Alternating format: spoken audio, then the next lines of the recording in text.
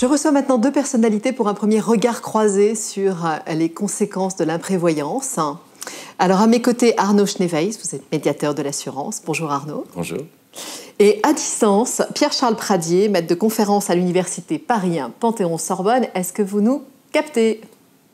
Oui, bonjour.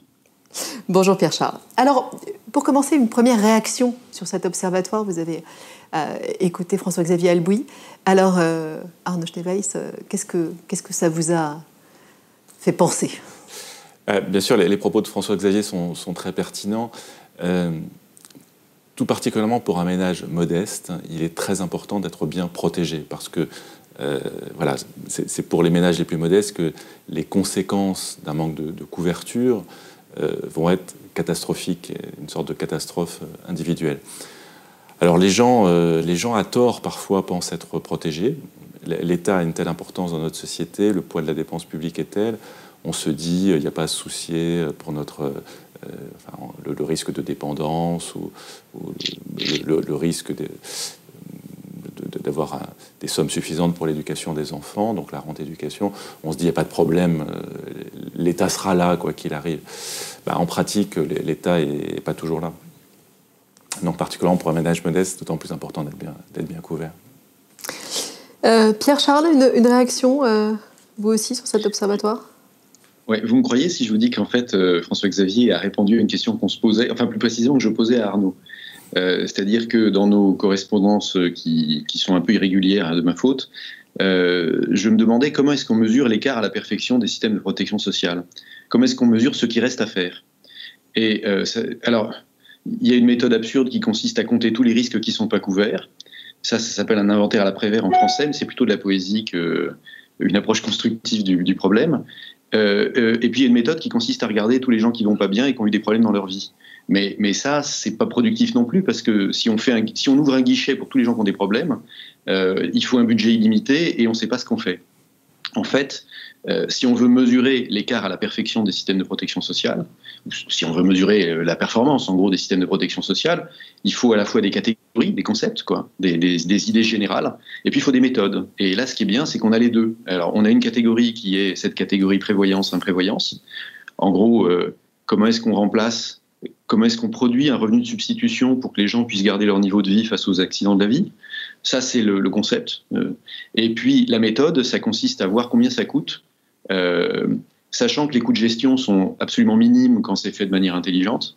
Et donc là, François-Xavier, il nous offre une méthode qui nous permet de dire ce qui manque pour pouvoir couvrir toute la société française en prévoyance, c'est de l'ordre de 11 milliards. Et donc, on peut se mesurer à d'autres pays en voyant combien ça coûterait dans d'autres pays.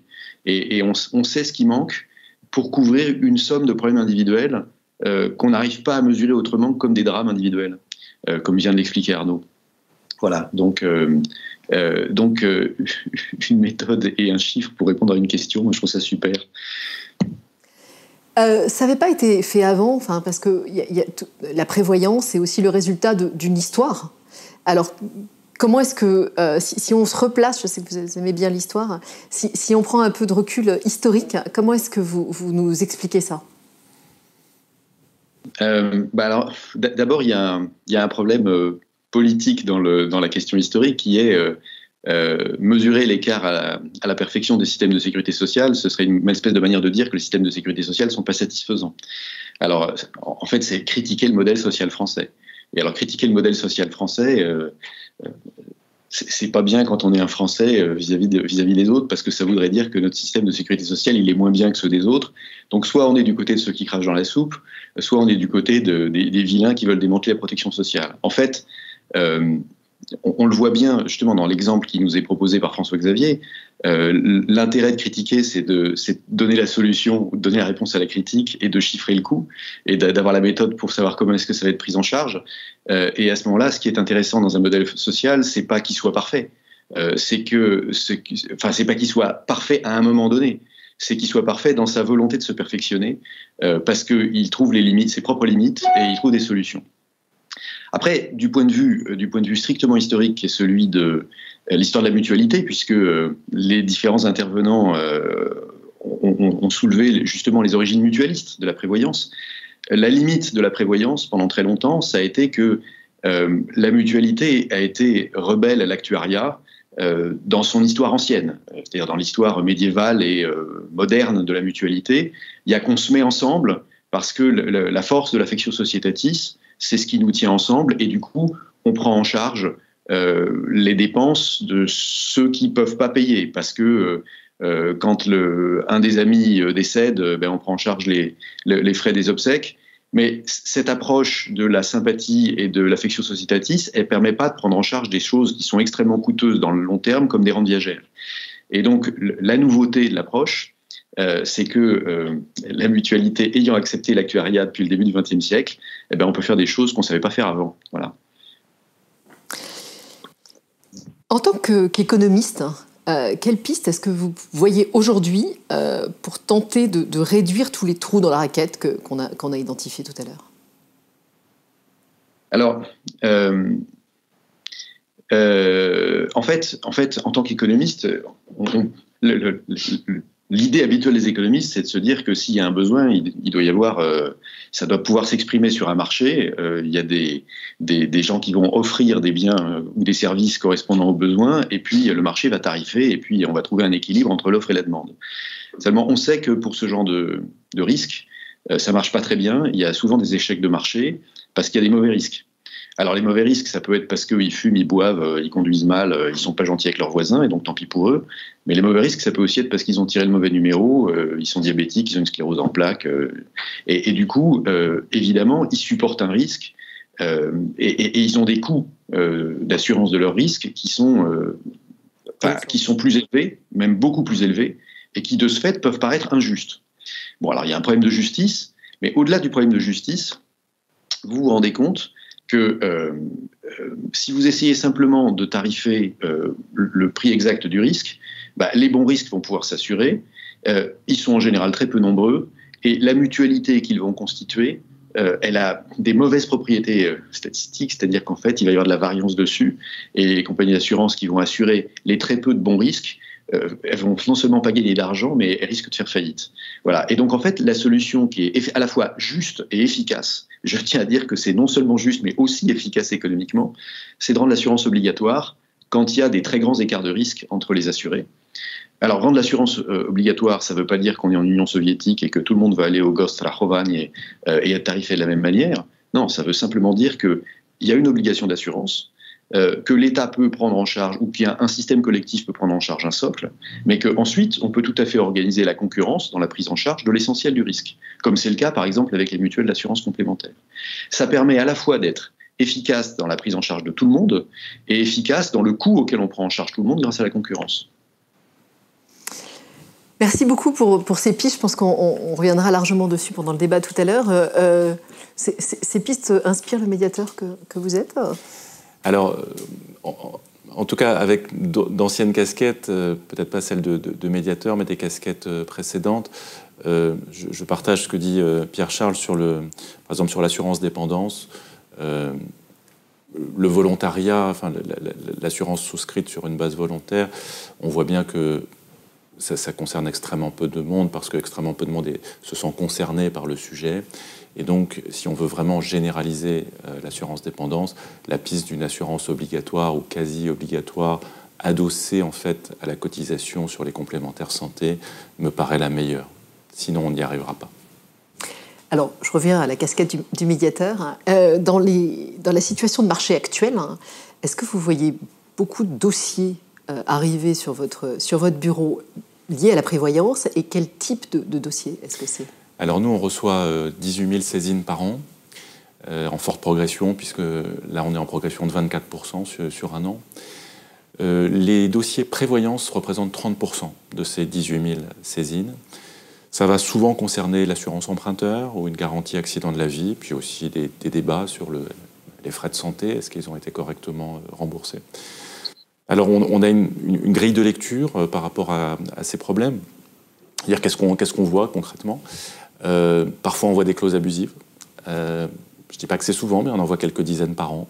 Donc ça, c'est très choquant. Une clause abusive, c'est un déséquilibre significatif dans la relation. Donc pour vous donner un exemple, en assurance dépendance, j'ai vu 2 fois l'assureur qui dit je vous verserai la rente dépendance quand le dossier sera complet. Ah non, il faut quelque chose d'objectif. C'est pas quand l'assureur souverainement estime que le dossier est complet, qu'il a suffisamment les pièces administratives. C'est quand un médecin a objectivement déclaré que l'assuré était dans situation de dépendance correspondant à la définition du contrat que la rente-dépendance doit être mise en route. Donc là, on a des cas caricaturaux. Alors, ce sont des caricatures. À la médiation, nous ne voyons que les trains qui déraillent, mais où l'assureur prétendait ne pas payer en disant le dossier n'a jamais été complet. Donc, attendez, à partir du moment où un médecin a déclaré que cette personne est en état de dépendance, il faut payer la rente-dépendance. Ça, c'est une clause abusive. Sinon, notre quotidien, ça va être les clauses d'exclusion floues. Donc en assurance dommage comme en assurance de personnes. En assurance dommage, pour prendre un exemple très parlant, c'est le défaut d'entretien. Je n'indemniserai pas ce qui résulte d'un défaut d'entretien de votre voiture ou de votre bateau ou de votre équipement électroménager. Chacun a sa définition de ce que c'est que le défaut d'entretien. Donc c'est soumis à interprétation, donc c'est une clause d'exclusion qu'il faut écarter. Pour donner un exemple, en assurance de personnes, c'est si une clause disait l'assureur disait j'exclurais ce qui résulte des séquelles de maladies antérieures. Et bon, le mot séquelles, qu'est-ce que ça voulait dire exactement? Bon, voilà, on a considéré que c'était flou et on a écarté la clause. Et puis, une autre catégorie qui fait notre pain quotidien, c'est les fausses déclarations. Quand l'assureur dit « vous m'avez menti en fait, sur votre état de santé, notamment en assurance emprunteur, au moment de la souscription, vous m'avez menti, vous m'avez caché certaines maladies, ou vous n'avez pas déclaré certaines situations. » Encore faut-il que, pour que ça puisse être opposé, article 113-8 du Code des assurances, fausse déclaration intentionnelle, les questions ont-elles été précises? C'est-à-dire, l'assureur ne peut pas dire vous m'avez menti s'il n'a pas posé de questions précises à l'assuré. Et parfois, donc s'il n'y a pas eu de questionnaire, la question est réglée, et puis parfois les questions elles-mêmes sont floues. Par exemple, une question sur est-ce que vous avez été hospitalisé au cours des 10 dernières années? Et un assuré avait répondu non. L'assuré dit si, vous avez eu, il y a 5 ans, de la chirurgie ambulatoire. Et l'assuré a répondu, écoutez, chirurgie ambulatoire, je n'avais pas dormi à l'hôpital, par conséquent, j'ai considéré que je n'avais pas à répondre positivement à cette question. Bon. Et on est allé dans son sens, à la médiation, parce qu'il y a aussi ce principe que le doute doit profiter à l'assuré. C'est un principe du Code de la consommation, le doute doit profiter au consommateur, donc le doute doit profiter à l'assuré pour ce qui nous concerne. Donc voilà un peu ce qu'on fait nous au quotidien à la médiation. Vous avez dit tout à l'heure, 30% de vos dossiers concernent la prévoyance. C'est proportionnellement beaucoup plus, non? Sur l'ensemble des contrats d'assurance, la prévoyance ne représente pas 30%? Ah non, pas du tout, oui. Voilà, donc il y a proportionnellement beaucoup de protestations à ce sujet, peut-être parce que l'enjeu financier peut être important, mais aussi, il y a beaucoup d'incompréhension, et là, il y a beaucoup de progrès à faire. Les gens pensent être couverts à tort. Alors, on a dit, bon, parfois, ils ne souscrivaient, mais okay, ils ont fait l'effort, parfois contraint, dans le cadre d'une assurance emprunteur, ils ont souscrit un contrat. Alors, il y a des protestations sur le thème, je ne comprends pas, la sécurité sociale reconnaît que je suis invalide, pourquoi est-ce que mon assureur considère que je ne suis pas invalide? Parce que c'est le même mot, et donc c'est un vrai problème, c'est le même mot invalidité, mais qui va recouvrir des réalités différentes. La définition de la sécurité sociale, il y a 3 catégories, et souvent l'assureur ne va considérer que quelqu'un est invalide que dans le cas extrême, quand il y a besoin de l'assistance d'une tierce personne pour les actes de la vie quotidienne. Donc, c'est pas la même définition, mais c'est le même mot, donc c'est source de confusion. Il faudrait que les assureurs utilisent un autre vocabulaire que celui de la sécurité sociale. Est-ce qu'il y a des divergences entre assureurs aussi, entre les contrats? Bien sûr, vive la concurrence, et chaque contrat est particulier, et donc chaque définition peut être particulière. Donc bien sûr, ça peut aussi être source de confusion, mais là, on ne peut pas plaider l'uniformisation du marché. Bon, ça c'est bien que il y a une diversité d'offres et de propositions. D'autres sources de confusion, c'est l'assureur va... Souvent, les gens lisent peu leur contrat au moment de la souscription. L'assureur va dire « vous êtes couvert, mais seulement en cas d'accident, décès accidentel ou incapacité temporaire de travail due à un accident, etc. » Qu'est-ce que ça veut dire un accident? Et donc là aussi, il y a des débats sur un accident, c'est quelque chose de soudain, d'imprévisible, avec une cause extérieure, non intentionnelle de la part de l'assuré. Bon. Et on a parfois des situations floues, et puis même le vocabulaire du quotidien. quand on dit je sais pas, ma compagne est décédée d'un accident, d'un AVC, d'un accident vasculaire cérébral, oui, mais on utilise le mot accident, mais ce n'est pas la définition de l'accident dans le contrat d'assurance. Voilà. Donc voilà, ça suscite beaucoup d'incompréhension et donc de protestation. Nous, dans 30% des cas, à la médiation, on donne raison à l'assuré. Une réaction sur ces difficultés rencontrées, Pierre-Charles Pradier Oui, c'est pas seulement pour ça, mais c'est là que son témoignage est irremplaçable. Parce que l'expérience qu'il a des problèmes, c'est évidemment les problèmes que personne d'autre que lui ne voit. On a parlé de trous dans la raquette, on a essayé de les boucher, mais même dans les trous qu'on a bouchés, il reste des minuscules interstices. Et ceux-là, ils ne sont connus que d'Arnaud et de ses équipes. Écoutez, merci beaucoup à tous les deux pour ces nombreuses pistes qui seront creusées dans quelques instants, puisque nous nous retrouvons pour un débat sur les moyens d'améliorer l'accessibilité aux droits de la prévoyance.